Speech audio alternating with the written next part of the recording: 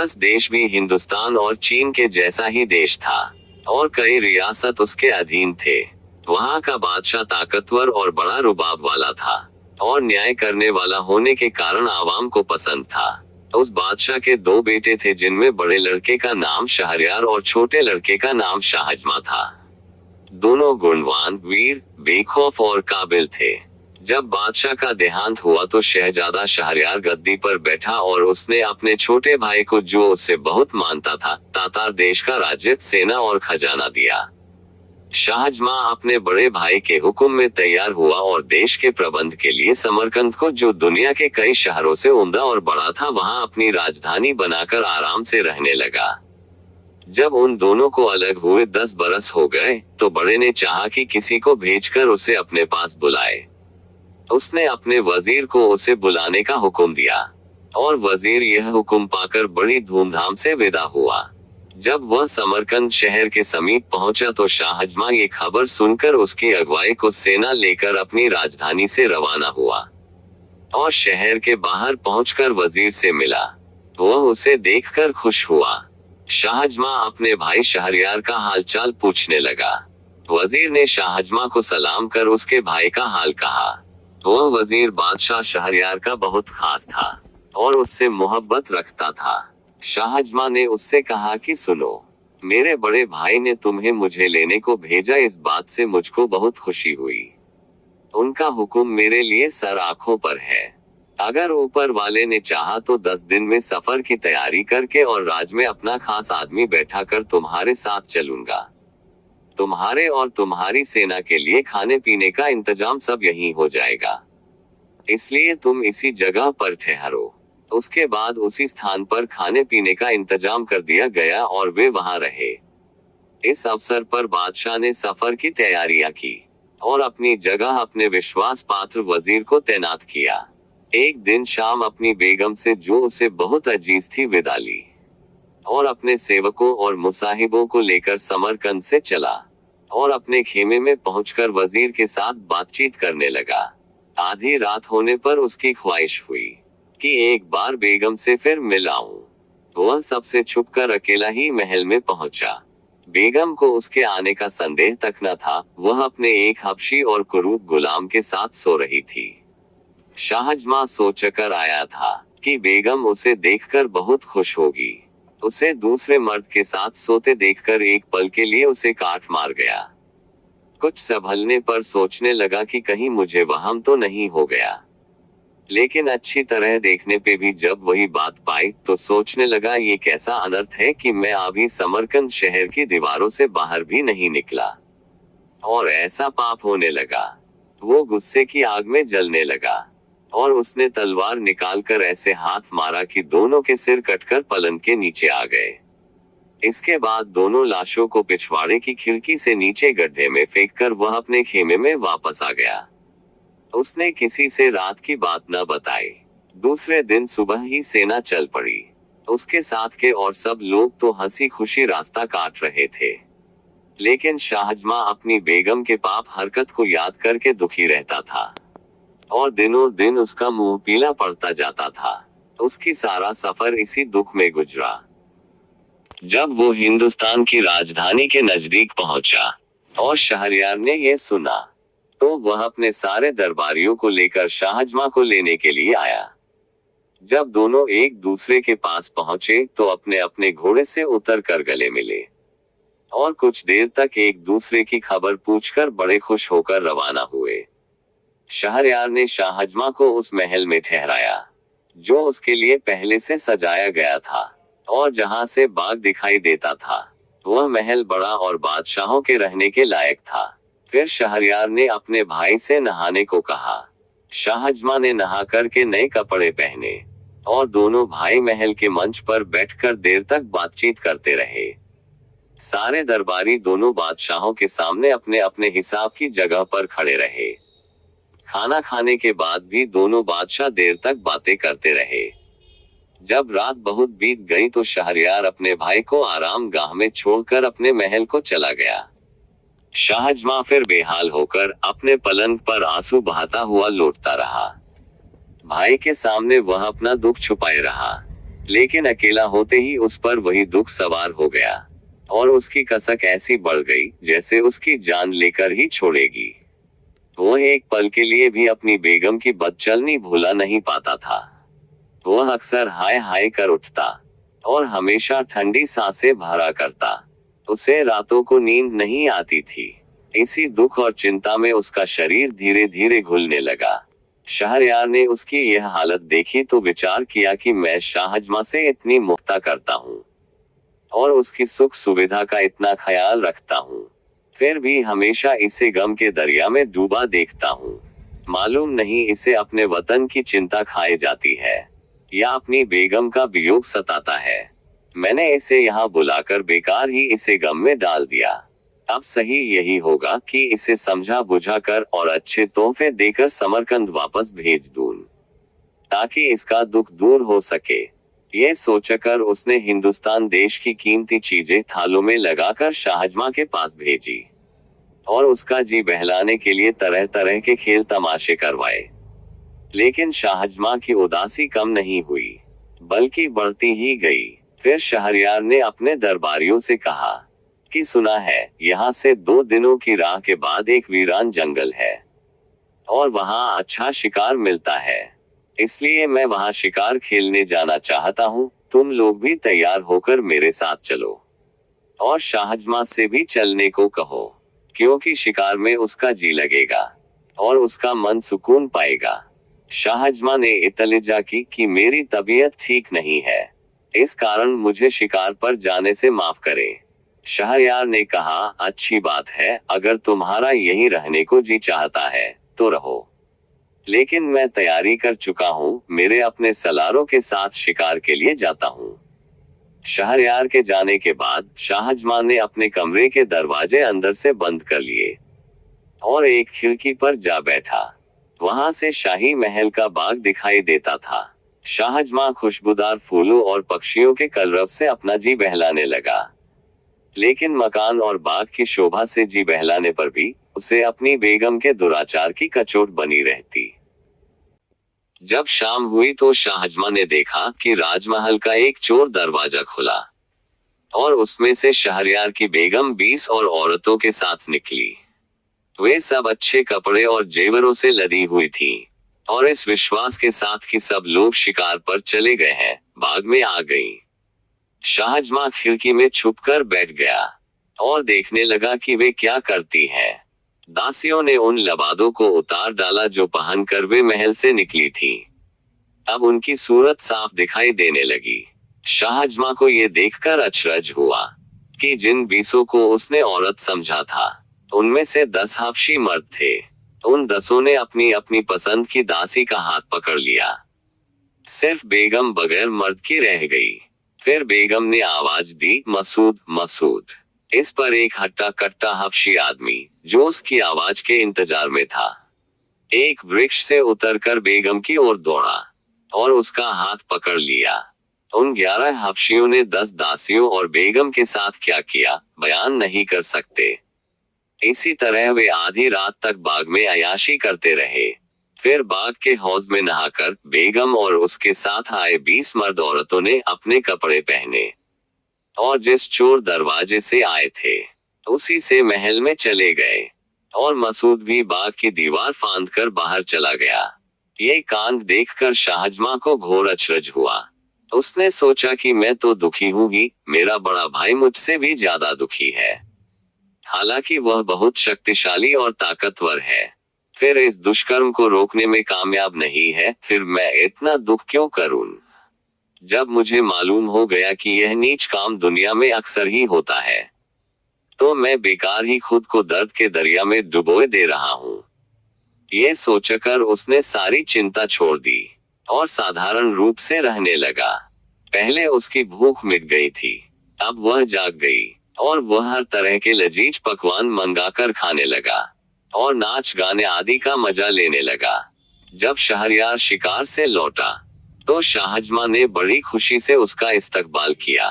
शहरयार ने उसे शिकार किए हुए बहुत से जानवर दिखाए और कहा कि बड़े दुख की बात है कि तुम शिकार पर नहीं गए, वहां बड़े मौज की जगह है।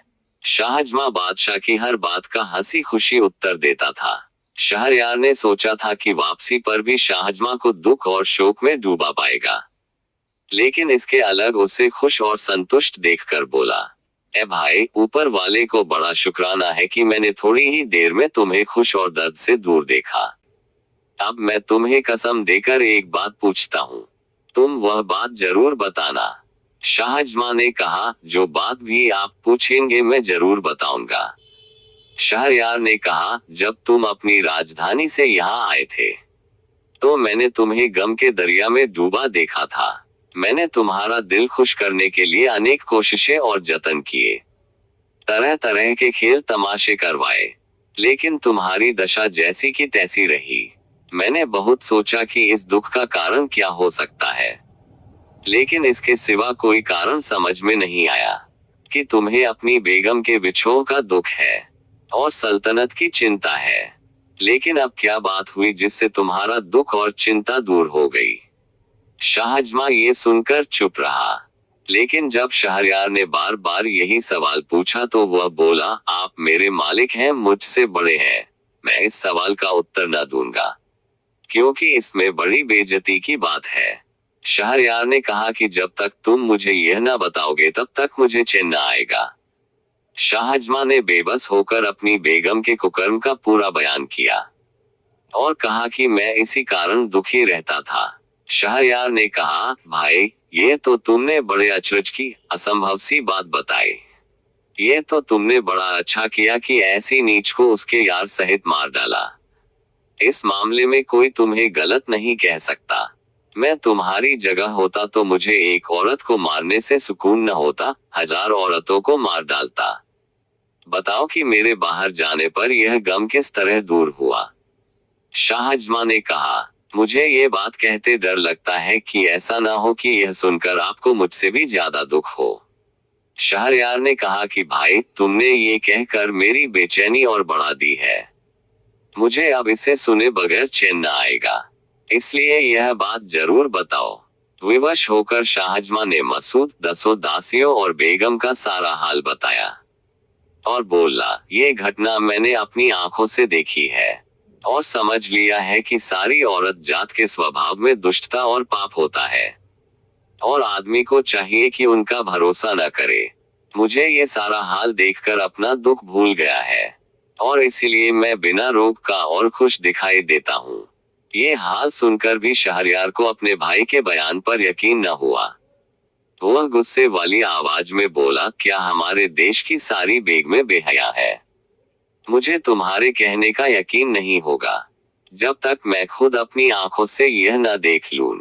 हो सकता है तुम्हें वहम हुआ हो। शाहजमां ने कहा, भाईजान, आप खुद देखना चाहते हैं तो ऐसा कीजिए कि दोबारा शिकार के लिए हुक्म दीजिए। हम आप दोनों फौज के साथ शहर से कूच करके बाहर चले, दिन भर अपने खेमों में रहें और रात को चुपचाप इसी मकान में आ बैठे। फिर जरूर ही आप वह सारा व्यापार अपनी आंखों देख लेंगे जो मैंने आपको बताया है। शहरयार ने यह बात मानकर के दरबारियों को आज्ञा दी कि कल मैं फिर शिकार को जाऊंगा। इसलिए दूसरे दिन सुबह ही दोनों भाई शिकार को चले और शहर के बाहर जाकर अपने खेमों में ठहरे। जब रात हुई तो शहरयार ने वजीर को बुलाकर हुक्म दिया कि मैं एक जरूरी काम से जा रहा हूँ, तुम फौज के किसी आदमी को यहाँ से जाने न देना। उसके बाद दोनों भाई घोड़ों पर सवार होकर गुप्त रूप से शहर में आए और सवेरा होने के पहले ही शाहजमां के महल की उसी खिड़की में आ बैठे जिससे शाहजमां ने सारा हाल देखा था। शाम के पहले ही महल का चोर दरवाजा खुला और कुछ देर में बेगम अपने उन्हीं औरत बेसधारी हबशियों के साथ वहां से निकलकर बाग में आई और मसूद को पुकारा। ये सारा हाल जो न कहने के लायक है न सुनने के देखकर शहरयार अपने मन में कहने लगा कि हे ऊपर वाले, ये कैसा अनर्थ है कि मुझ जैसे बड़े बादशाह की बीवी ऐसी बेहया है।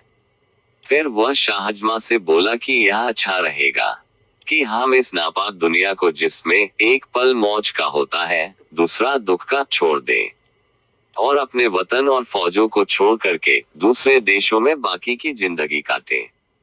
और इस घटिया व्यापार के बारे में किसी से कुछ न कहें।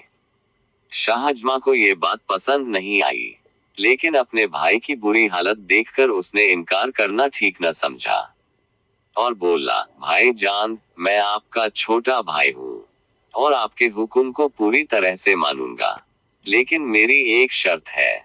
जब आप किसी आदमी को अपने से ज्यादा इस बदकिस्मत देखे तो अपने देश को लौटाएं। शाहजमां ने कहा, थोड़ी से ही सफर करने पर आपको इस बात का पता अच्छी तरह से चल जाएगा। इसके बाद वे दोनों छुपकर एक सुनसान रास्ते से शहर के बाहर एक ओर को चले। दिन भर चलने के बाद रात को एक पेड़ के नीचे लेटकर सो गए। दूसरे दिन सुबह वे वहां से भी आगे चले और चलते चलते एक खूबसूरत बाग में पहुंचे, जो एक नदी के किनारे पर बना हुआ था। इस बाग में दूर दूर तक गहरे और बड़े बड़े पेड़ लगे थे। वहां एक पेड़ के नीचे बैठकर वे सुस्ताने लगे और बातचीत करने लगे। थोड़ी ही देर हुई थी कि एक भयानक आवाज सुनकर दोनों बहुत डर गए और कांपने लगे। कुछ देर में देखा कि नदी के पानी में दरार हुई और उसमें से एक काला खंभा निकलने लगा। वह इतना ऊंचा हो गया कि उसका ऊपरी हिस्सा आसमान के बादलों में गायब हो गया। ये हाल देखकर दोनों भाई और भी दहशत में आ गए और एक ऊंचे पेड़ पर चढ़कर उसकी डालियों और पत्तों में छुपकर बैठ गए। उन्होंने देखा कि काला खंभा सेहरा यानी नदी के किनारे की ओर बढ़ने लगा और किनारे पर आकर एक बहुत बड़े जिन के रूप में तब्दील हो गया। अब वे दोनों और भी घबराए और एक और ऊंची डाल पर जा बैठे। जिन सेहरा के किनारे पर आया तो उन्होंने देखा कि उसके सिर पर एक शीशे का बड़ा और मजबूत संदूक है, जिसमें पीतल के 4 ताले लगे हैं। जिन ने नदी के किनारे पर आकर सिर से संदूक उतारा और उसी पेड़ के नीचे रख दिया, जहां दोनों भाई छुपे थे। फिर उसने कमर से लटकती हुई 4 चाबियों से संदूक के चारों ताले एक एक करके खोले। संदूक खोला तो उसमें से एक बहुत खूबसूरत औरत निकली, जो बेशकीमती कपड़ों और गहनों से लदी हुई थी। जिन ने उस अप्सरा जैसे औरत को प्यार की नजर से देखा और कहा, ओ प्यारी, तू खूबसूरती की मिसाल है। बहुत दिन हो गए जब मैं तुझे तेरे शादी की रात को उड़ा लाया था। इस सारे वक्त में तू बड़ी ईमानदार और मेरे प्रति वफादार रही है। मुझे इस वक्त बड़ी नींद आ रही है, इसलिए तेरे नजदीक सोना चाहता हूँ। ये कहकर वह बड़े भयानक शरीर वाला जिन उस औरत की जांघ पर सिर रखकर सो गया। उसका शरीर इतना बड़ा था कि उसके पांव नदी के पानी को छू रहे थे। सोते वक्त उसकी सांस की आवाज ऐसी हो रही थी जैसे बादल गरज रहे हो। सारा आलम उस आवाज से दहशत में हो रहा था। एक बार गलती से जब उस औरत ने ऊपर की ओर देखा तो उसे पत्तियों में छुपे हुए दोनों भाई दिखाई दिए। उसने दोनों को नीचे उतरने का इशारा किया। उसकी नीयत को समझकर दोनों का डर और बढ़ा। दोनों ने इशारे ही से उससे विनती की कि हमें पेड़ ही पर छुपा रहने दो। औरत ने धीरे से जिन का सिर अपनी गोद से उतारकर धरती पर रख दिया और उठकर उनको हौसला देते हुए बोली कि कोई डर की बात नहीं है, तुम नीचे उतर आओ और मेरे नजदीक बैठो। उसने ये भी धमकी दी कि अगर ना आओगे तो मैं जिन को जगा दूंगी और वह तुम दोनों को खत्म कर देगा। ये सुनकर वे बहुत डरे और चुपचाप नीचे उतर आए।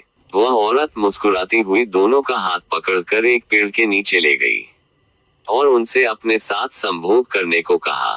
पहले तो उन दोनों ने इनकार किया, लेकिन फिर उसकी धमकी से डरकर वो जैसा चाहती थी उसके साथ कर दिया। इसके बाद औरत ने उनसे उनकी एक एक अंगूठी मांग ली।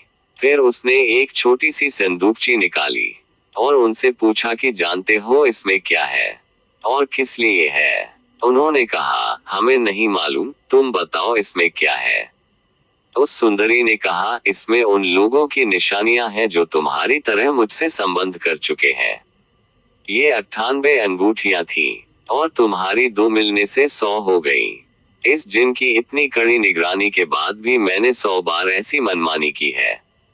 ये नामुराद जिन मुझ पर इतना पागल है कि पल भर के लिए भी मुझे अपने से अलग नहीं करता और बड़ी देखभाल के साथ मुझे इस शीशे के संदूक में छुपाकर समंदर की तलहटी में रखता है। लेकिन उसकी सारी चालाकी और पहरेदारी पर भी मैं जो चाहती हूँ वह करती हूँ, और इस बेचारे का सारा इंतजाम बेकार हो जाता है। अब मेरे हाल से तुम समझ लो कि औरत जब कामासक्त होती है तो कोई भी उसे दुष्कर्म से रोक नहीं सकता। इसके बाद वह उनकी अंगूठियां लेकर अपनी जगह आई। उसने जिन का सिर फिर अपनी गोद में रख लिया और इन दोनों को इशारा किया कि चले जाओ। दोनों वहां से चल दिए, और जब बहुत दूर निकल गए तो शाहजमा ने अपने बड़े भाई शहरयार से कहा, देखिए, इतनी सुरक्षा और कड़े पहरे पर भी यह औरत अपने मन की इच्छा पूरी कर रही है। ये भी देखिए कि जिन को उस पर कितना यकीन है, और वह उसकी ईमानदारी की कैसी बड़ाई कर रहा था।